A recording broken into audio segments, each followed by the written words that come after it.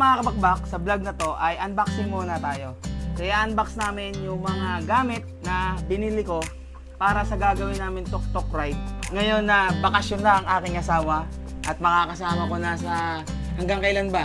Ilang days? 1 week? Lampas. Nagpas 1 week. So 1 week tayong babiyahe ng dire-diretso para mas masulit natin yung pahiram sa atin na Bajaj RE. O ngayon, yung iba kasi dito ay hindi ko binili. Meron ditong pinadala which is hindi ko pa alam kung kanino galing. Ito katulad nito, padala to. So ilalas muna natin to. Tapos, itong malaki ding to, nagulat ako. Akala ko ito yung iniintay ko na in-order ko sa Shopee. Pero sabi sa akin kasi nung nag-deliver, eh wala daw akong babayaran. Yang alam ko, meron akong babayaran. So mamaya to. Ikaw, alin yung gusto mong unahin na buksan? Yung pinakamaliit mo na. Ito muna ang pinakamaliit. Para surprise hanggang sa mga pinakamalaki. Surprise. Okay, kailangan mo ng pambukas. Hindi ko alam kung anong binili mo. Yan naman ay lahat ng mga nandyan magagamit ko sa pagbablog, motocamping, at kung saan pang mga lakad natin. Essentials to. Essentials natin yan. Sige, etong maliit na to, kanina lang to dumating humabol. So meron pa akong order sa Shopee na hindi nakaabot ngayon. Secure na secure, syempre, kailangan nila yan. Patabi nga muna natin to. Vloggers yan. Paano pagka-vloggeries? Wala namang autofocus yung camera natin action cam lang yan Wala naman tayong DSLR or mirrorless. So ito ay LED light for DJI Action. Kung kayo ay naka Osmo Action 2, Osmo Action 3, katulad nitong gamit natin. Ngayon may bagong labas na Osmo Action 4. Ito yung magandang ilaw para sa ating mga action camera. Bakit? Ito katulad nito. Ayan, nakikita nyo Kasi ito na rin yung mismong mount ng mismong action camera natin. So, hindi na natin kailangan ng cold shoe para lagyan ng light yung ating camera. So, makikita nyo, ito yung telesin natin na mount. Ito naman yung may light na mount para sa ating action camera. Ayan ganyan ang ilaw niya.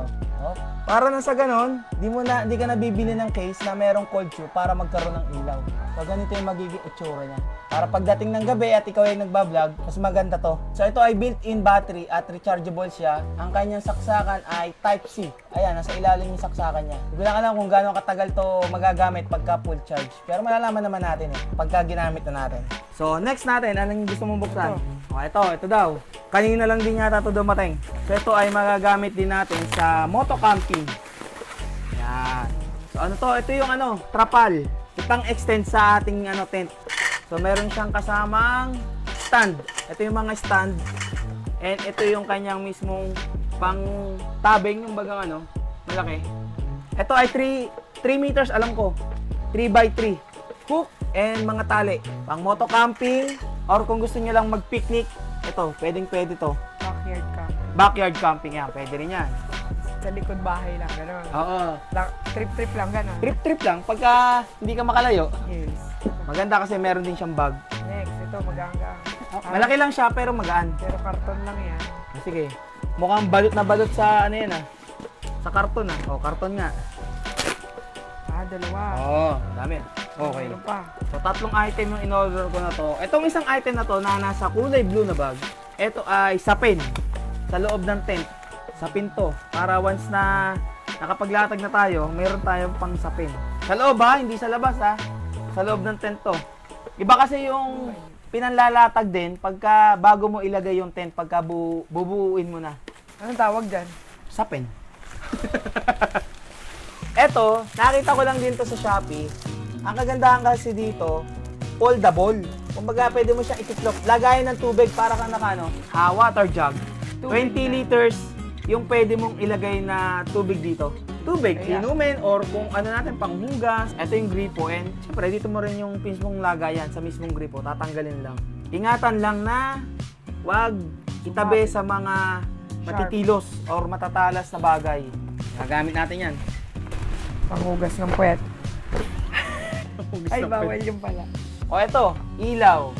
Ang magandang ilaw to. Kung halimbawang sa labas man tayo, sa loob ng tent, pwede to. Or, sa mismong tuktok, pwede to. Hindi yung umiinit. Hindi, LED to Okay. Tingnan natin, Tapos tingin mo nga. Ito ay puti. Oh. Parang yung sinaunang lampara. Oo. Ganun. Kaso, syempre, dahil New technology na tayo, LED yung ano nito.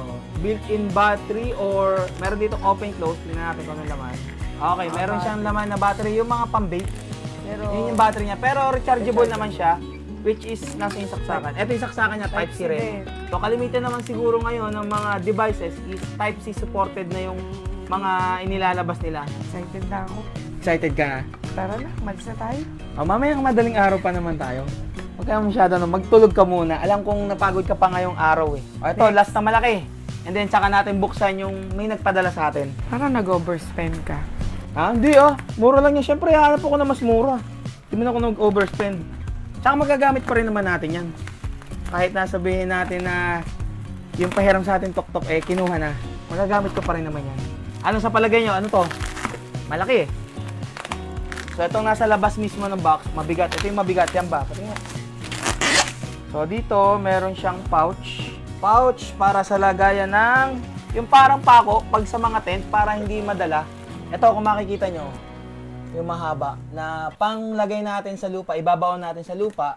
Ang nasa isip ko, kaya ko to binili, hindi para sa tent, kundi para sa mga alaga ko. Dito ko sila ilalagay yung kanilang leash, nasa ganon. Hindi basta-basta makakatakbo or makakalayas yung mga alaga namin. Kumbaga, for safety ng mga alaga namin. Haba. Pero, Daddy, hindi ka sure. Hindi ka sure. Lalo kay Si Jarvis. Jarvis. Si Jarvis ang malakas dyan. Yung napanood nyo na Daredevil naming alaga yung tumatalong basta-basta. 5 para sa 5 naming alaga. Lalo kay Jarvis. Masusubukan natin to. Lalo kay Jarvis. Si Jarvis pa. So, itong patch na to, para dito yan. 5 talaga, para sa kanila. Oh, pwede ko naman dumagdag eh. Per piece naman yung bentahan nila yan eh. Para hindi na tayo mahihirapan maghahanap ng bato pang pukpok dito. Umano na rin ako nitong martilyo na to. And itong kabilang dulo na to, ito yung panghugot. Dun sa mismong ibabaon natin. Ito namang isa na naka-pouch din. Ito yung upuan, pero mas portable siya. Malaki siya. Kasi, ditiklop, nakikita nyo to. Naka-ano na siya, nakadugsong-dugsong. Oh, pag dudugsong-dugsongin mo na lang eh. Oo. Para mas travel, Misplace. maliit, oo. Kasi yung sa akin, di ba, kung makikita nyo, Nakaganon. malaki siya. Ang tupi niya, yung parang popolding lang. Ito talagang maliit na tupi. Makikita nyo rin naman to pagka ginamit na namin during the tok-tok ride. Okay, next. Ito namang kahon na malaking to. Ano naman yan? Ano nga ba to? Malaki-laki pala Alam to. ko na yan. Ano? Sige, hulaan mo. Cabinet. Cabinet. Cabinet? Lagay ng damit.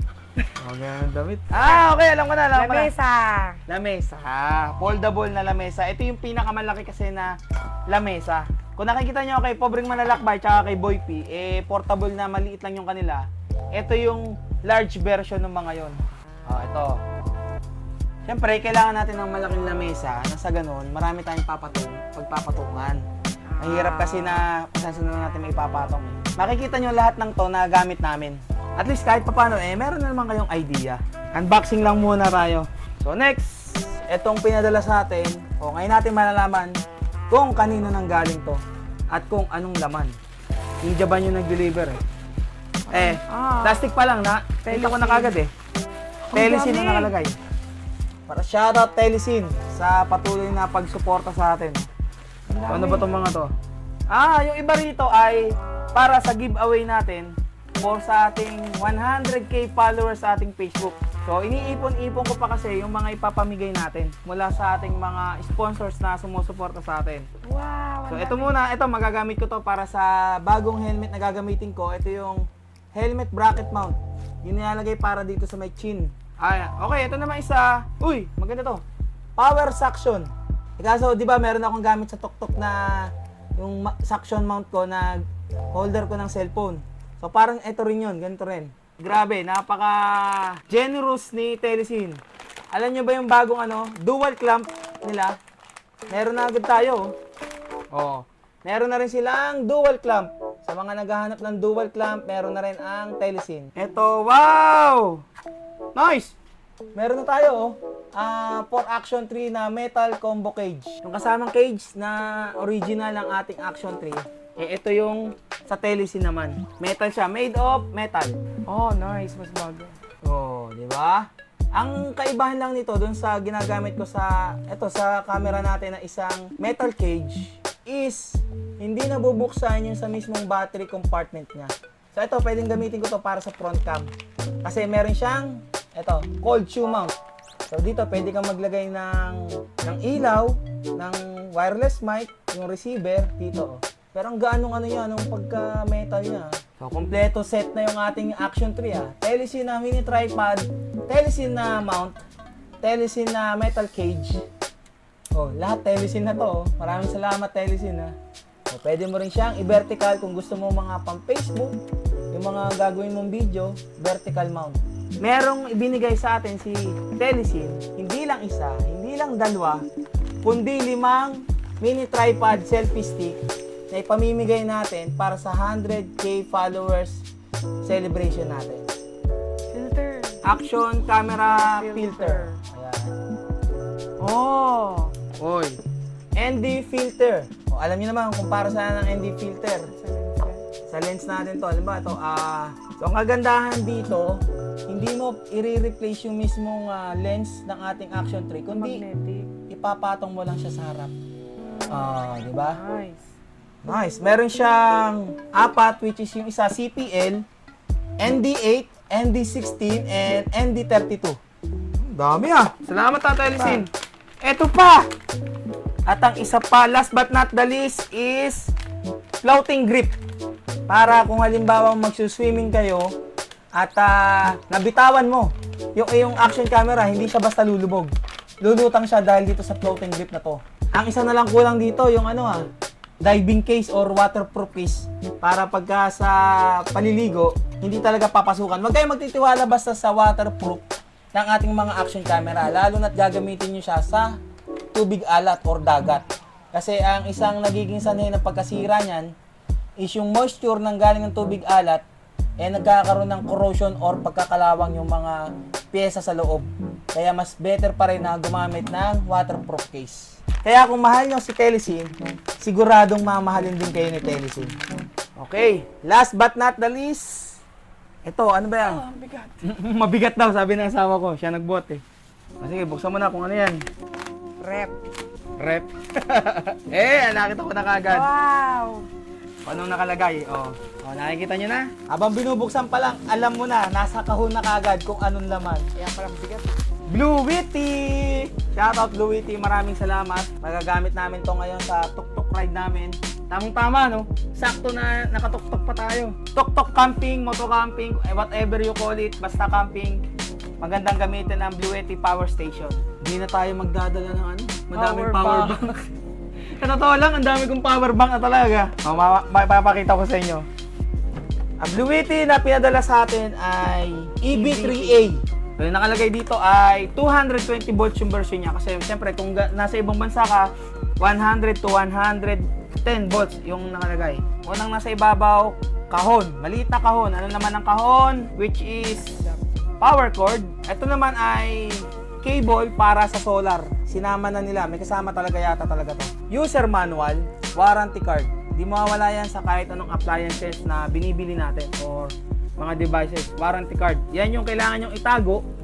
Once na bumili kayo, kung ilang year man yung warranty niyan, kailangan nakatago lagi yan. Lalo na ang resibo, syempre.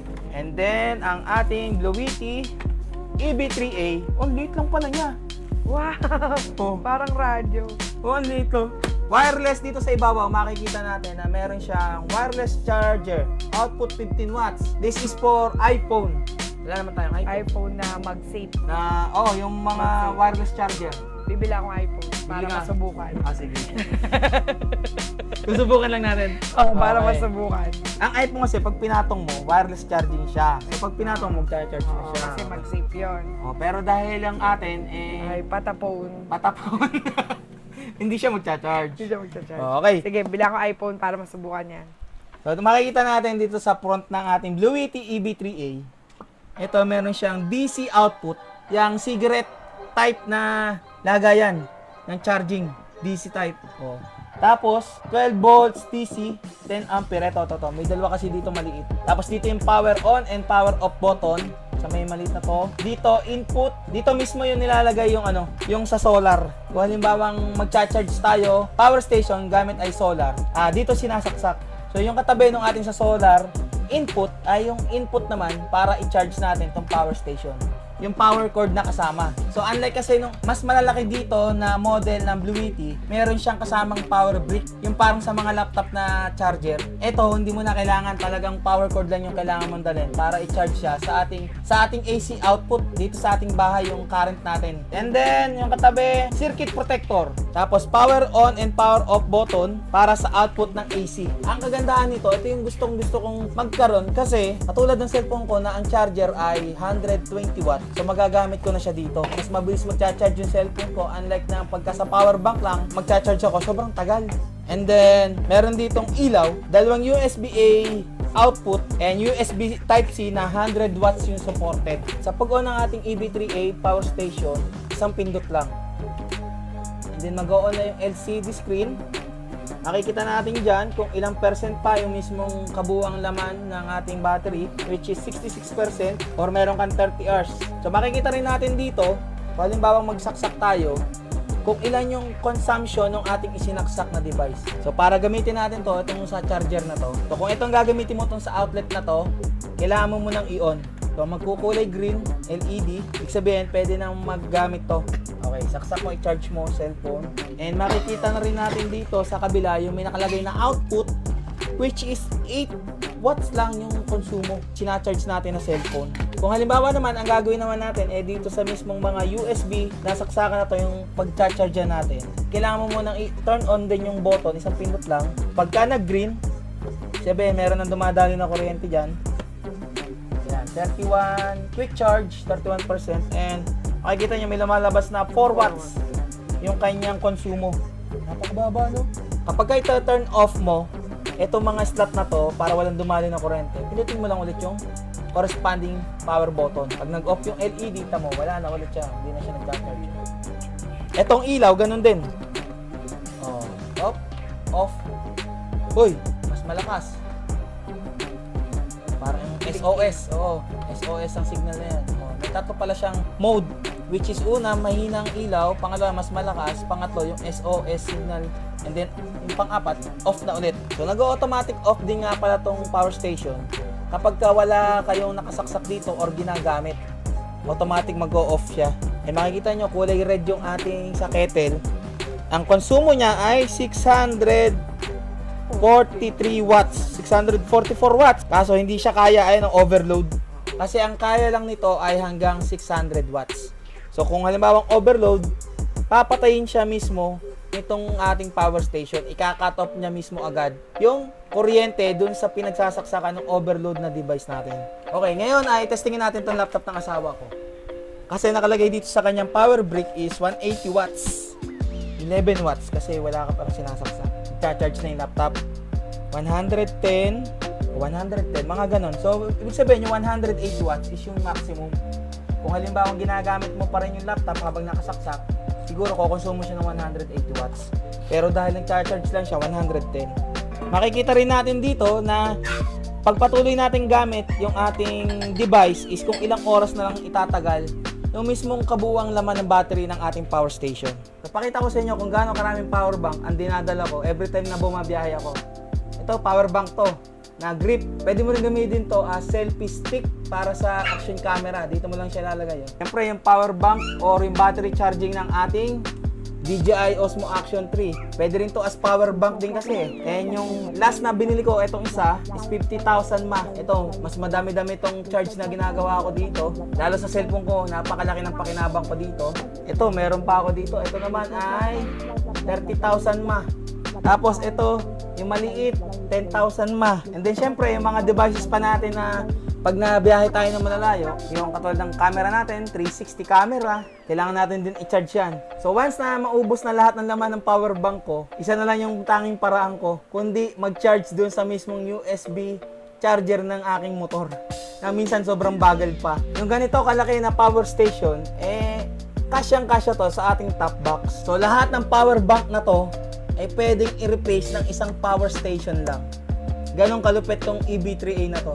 Kahit pagsamasamahin ko lahat ng power bank na to mas malaki pa rin yung laman ng power station na to. Sana nabigyan ko kayo ng mga impormasyon at kaalaman about dito sa ating mga in-unbox, lalo-lalo na dito sa ating Bluetti EB3A power station. And habol ko lang, nakasil nga pala ngayon to sa Shopee, which is 14,000. Kaya kung naghahanap kayo ng power station, ito yung swak sa budget nyo. Maraming salamat Bluetti sa pinadala ninyo. Siyempre, Telesin, maraming salamat. So, siyempre, maraming salamat, Telesin, sa lahat ng mga pinadala ninyo. And sa lahat ng mga nakita ninyo na binili ko at in-unbox namin ng asawa ko, ay makikita nyo lahat yan kung paano namin gagamitin sa aming biyahe. Excited ka na ba? Excited na ako. Excited ka na? Mukhang antok ka na. Gusto mo na agad matulog eh. Excited ka na matulog kasi maaga tayong babiyahe. So, yan. So, hanggang dito na lang mga kabakbak. Ride safe and stay safe sa inyong lahat. God will always provide. Aywa.